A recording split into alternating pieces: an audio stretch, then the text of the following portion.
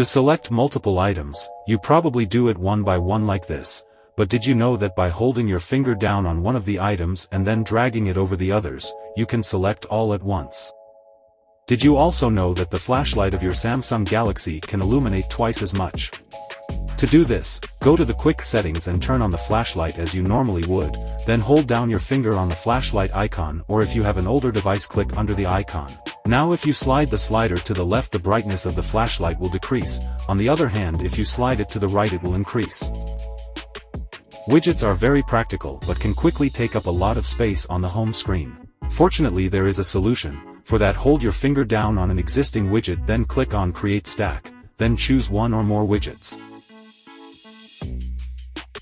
Now you can slide sideways to enjoy several widgets while limiting the clutter of the home screen.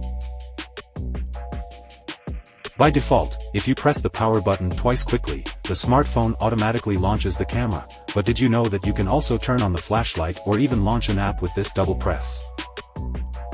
To do this, open the settings and go to the Advanced Features section. Then click on Side Key.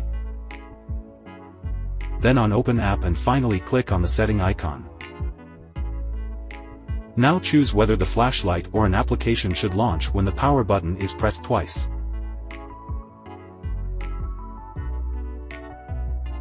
If you often put your smartphone screen face down, did you know that the flash can blink to warn you of the reception of a call, an SMS, an alarm, or just a notification?